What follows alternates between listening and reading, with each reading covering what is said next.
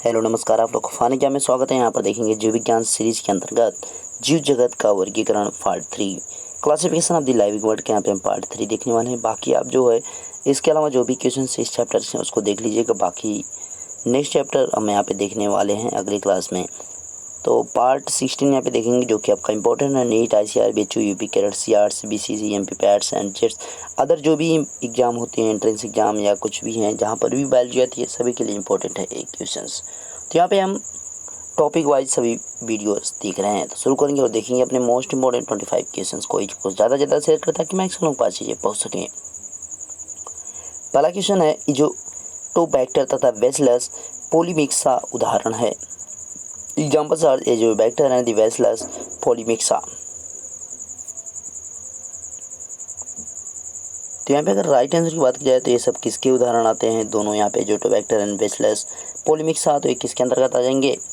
असहजीवी nitrogen स्थिरीकरण करने वाले जीवाणु यानी non persistent nitrogen fixation bacteria. B option is the right option. And next one, जीवाणु में 6 फैक्टर है, बैक्टीरिया हैव 6 फैक्टर। तो यहाँ पे जीवाणु में जो 6 फैक्टर है वो कैसा है? तो यहाँ पे कैसा होगा? एफ रेप्लिकॉन यानी B option is the right option. Next one, influenza विषाणु में होता है, इन्फ्लुएंजा वायरस अकॉर्स इन।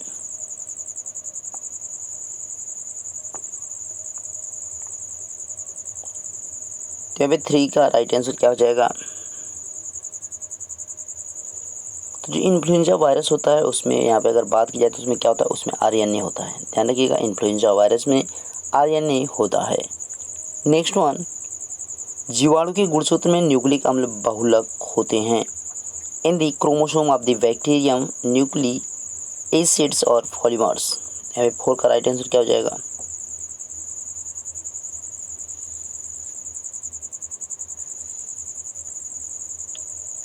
फोर की अगर राइट आंसर की बात करें, जीवाणु के गुणसूत्र में जो है क्या होते हैं? तो इसमें जो है वृत्ताकार DNA के अणु होते हैं, यानी सर्कुलर DNA मॉलिक्यूल्स यहाँ पे होते हैं, यानी B option is the right option. Next one, interferon होते हैं, इंटरफेरॉन और। तो इंटरफेरॉन की बात की जा रही है, इंटरफेरॉन के बारे में पूछा जा रहा है, तो इंटरफेरॉन है क्या? यहाँ पे अगर राइट आंसर की बात की इंटरफेरॉन की बात की जाए तो इंटरफेरॉन होते क्या है? तो anti viral protein. Anti viral protein यहाँ पे कौन है? यहाँ पे इंटरफेरॉन। तो एंटी वायरल प्रोटीन के रूप में जाना जाता है किसको? इंटरफेरॉन को। लाइकेन के बारे में कौन सा कथन सत्य नहीं है? Which statement is not true about lichens? Lichens यहाँ पे है। तो यहाँ पे अगर बात की जाए इनके शरीर शैवाल तथा कवक के बने तो एकदम सही है। And their bodies are made of the algae and fungi, ये भी सही है। कुछ आर्कटिक क्षेत्र में रेंडियर को भोजन प्रदान करते हैं। Some provide food to reindeer in the Arctic organs, ये भी एकदम सही है। कुछ जातियों का उपयोग प्रदूषण संकेतक के रूप में किया जाता है, एकदम 100% सही ये वाला। Some species are used at the pollution indicator, यानी सही है आपका। नेक्स्ट है, it growth rapidly which is the 2 cm per year, या तेज़ी से वृद्धि करते 2 सेमी प्रति वर्ष, ये आपका है गलत। आपको बताना है कमेंट करके कि यहाँ पे भाई उनकी जो इंक्रीजिंग होती है वो कितने सेंटीमीटर में होती है, माइक्रो सेंटीमीटर में होती है, कितने होती है पर ईयर में। तो आपको यहाँ पे बताना है कि इंक्रीजिंग जो होती है वहाँ पे ग्रोथ जो होती है उनकी कितनी होती है। यहाँ पे सेंटीमीटर में 1 होती है, 2 होती है, पॉइंट में होती है, माइक्रो में होती है, किस में होती है वो आपको कमेंट करके हमें ज़रूर बताना है। लेकिन वो 2 सेंटीमीटर में नहीं होती है, यानी इसीलिए हमारा क्या है, गलत है। नेक्स्ट देखिए, माइकोराइजा है, माइकोराइजा इज।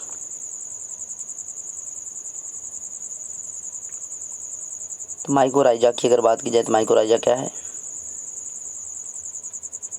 एक सहजीवी संगठन है जो पादप जड़ों तथा कुछ कवक के बीच में होते हैं, यानी first option. Is a symbiotic organisation between plant roots and some fungi, A option is the right option. Next one, 8th, plasmid जो जीवाणु की कोशिका में पाए जाते हैं वे क्या होते हैं? प्रीवियस वीडियो में हमने देखा था कि प्लाज्मिड है, तो उसके बारे में देखा गया था। अभी उसी से रिलेटेड यहाँ पे नेक्स्ट क्वेश्चन आपका देखने को मिला है। अगर आप लोग की इच्छा है तो इसी चैप्टर का एक और लिया जाए या नेक्स्ट चैप्टर किया जाए, जिस हिसाब से आप लोग बताएं उस हिसाब से किया जाए। मेरे हिसाब से तो आपके यहाँ पे 75 क्वेश्चंस हो चुके हैं, तो अगली क्लास में चल सकते हैं हम, कोई दिक्कत नहीं है, अगले चैप्टर में बढ़ सकते हैं, यानी कहने का मतलब ये है। तो यहाँ पे प्लाज्मिड की बात की जा रही है, what are the plasmid that are found in the bacterial cells. तो 8th नंबर जो उसके राइट आंसर की बात की क्या हो जाएगा, यहाँ पे वृत्ताकार 2 धागे वाली कुंडली DNA अणु है, circular to treated coil DNA molecule, यानी first option is the right option. Next one, इनमें से कौन सा कथन विषाणु के लिए सही है, which of the following statement is true for virus. तो यानी वायरस की बात की जा रही है, वायरस के लिए कौन सा कथन सही है। विषाणु में अपना उपापचय तंत्र होता है, एकदम गलत है। विषाणु में DNA में RNA होते, एकदम सही है, तो आगे आपको जाने की जरूरत नहीं है। वायरस कंटेंट्स DNA और RNA, the virus has its oven, एक गलत है आपका। वायरस इज अल्टरनेटिव पैरासाइट, ये भी गलत है। The virus can be the killed easily by antibiotics, ये भी आपका क्या है, गलत है। यानी आपका सही कौन सा इसमें है, B option is the right option. Next one, अधिकतर लाइकेन बने होते हैं, जो लाइकेन होते हैं वो किसके बने होते हैं, मोस्ट लेसेंस और मेड ऑफ, तो किसके बने होते हैं भाई। 10th के राइट आंसर की अगर बात की जाए तो किसके बने होते हैं, नीले हरे शैवाल तथा स्कोमाइसीटी से बने होते हैं, यानी B option is the right option, from blue green algae and the ascomycetes. Next one 11th, जीवाणु इशरिशिया कोलाई में उपस्थित आनुवांशिक पदार्थ होते हैं, the genetic material present in the bacterium Escherichia coli is.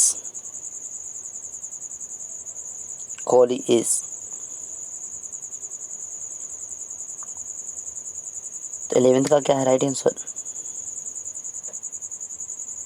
अगर यहाँ पे राइट आंसर की बात करें 11th के राइट आंसर की, तो 11th का राइट आंसर क्या हो जाएगा, 2 धागे वाले DNA, यानी डबल ट्रीटेड DNA की बात यहाँ पे की जा रही है। तो जीवाणु जो इशरिशिया कोलाई होती है, उनकी उपस्थिति में आनुवांशिक पदार्थ कौन सा होता है, DNA होता है, कौन सा होता है, 2 धागे वाला, यानी डबल ट्रीटेड होता है।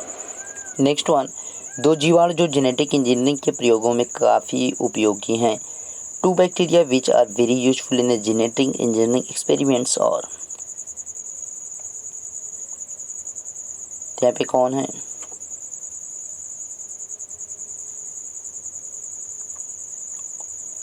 ट्वेल्थ के अगर राइट आंसर की बात करें तो कौन है, इशरिशिया तथा एग्रोबैक्टीरियम है, 2 bacteria which are very useful in genetic engineering experiment, कौन कौन है, इशरिशिया एंड दी एजोबैक्टीरियम, यानी A option is the right option. Next one 13th, carbon चक्र में जीवाणु की सूक्ष्म भूमिका है, the main role of the bacteria in the carbon cycle is,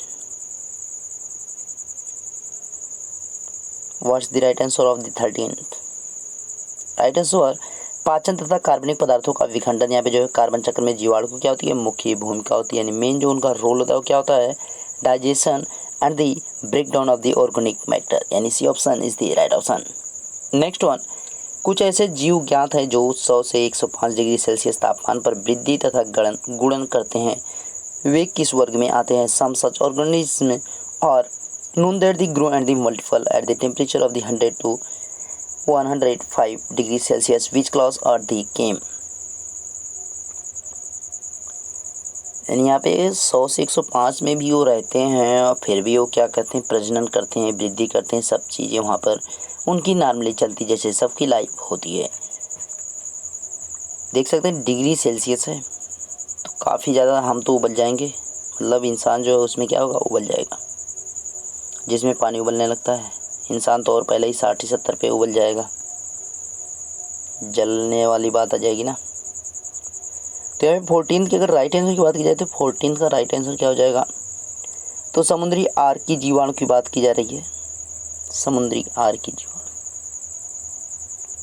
C R bacteria. तो इनके शरीर का टेम्परेचर ऐसा होता है, लेकिन जो समुद्र में रहते हैं तो वहाँ पे इनके लिए उतनी दिक्कत नहीं होती। ट्रांसडक्शन विधि से आनुवांशिक सूचनाएं एवं जीवाणु से दूसरे में किस विधि द्वारा स्थानांतरित होती है, in transduction method by which method genetic information is the transferred from one bacteria to another. तो यहाँ पे 15 की बात की जा रही है। 15 की अगर राइट आंसर की बात किया तो 15 का राइट आंसर क्या हो जाएगा, बी हो जाएगा राइट आंसर 15 का। B option is the right option. तो यहाँ पे नेक्स्ट वन देखिए,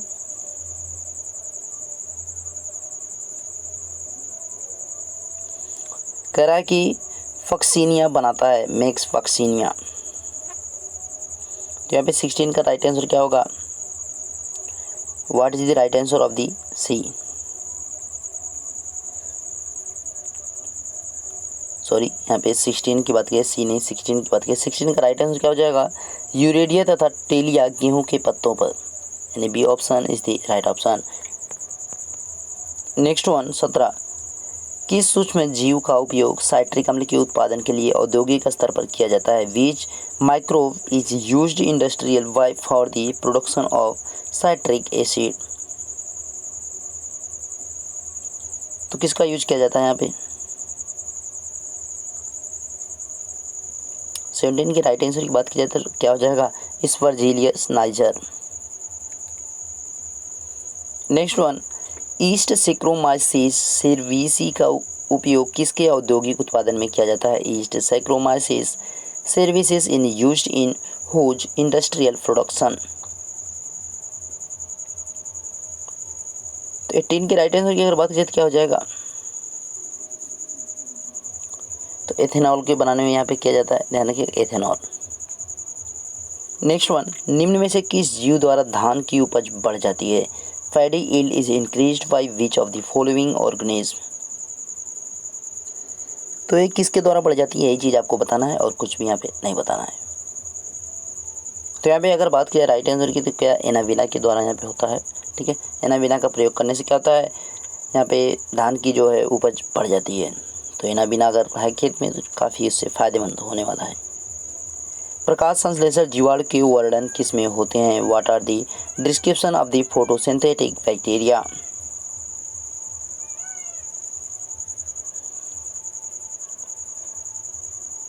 what is the right answer of the 20। तो यहाँ पे प्रकाश संश्लेषण जीवाणु के वर्णक किस में होते हैं, तो किस में होते हैं, क्रोमेटोफोर में होते हैं, ध्यान रखिए। अच्छा 4 क्रोमेटोफोर।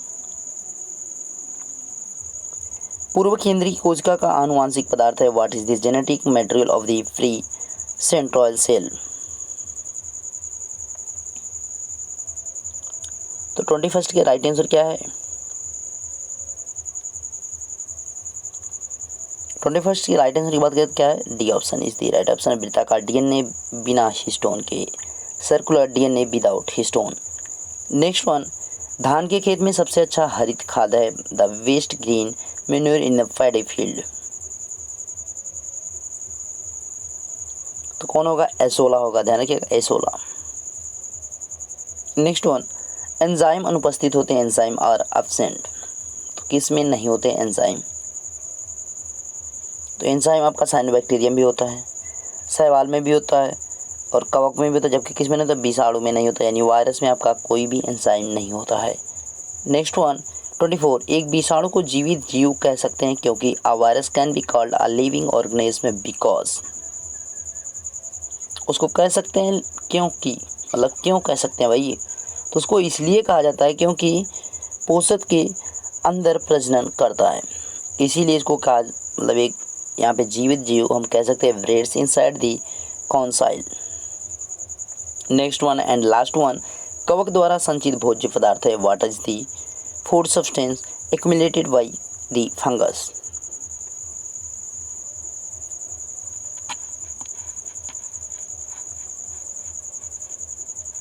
तो यहाँ पे अगर राइट आंसर की बात किया जाए तो यहाँ पे क्या हो, कवक द्वारा संचित जो भोज्य पदार्थ होता है वो क्या होता है, ग्लाइकोजन होता है।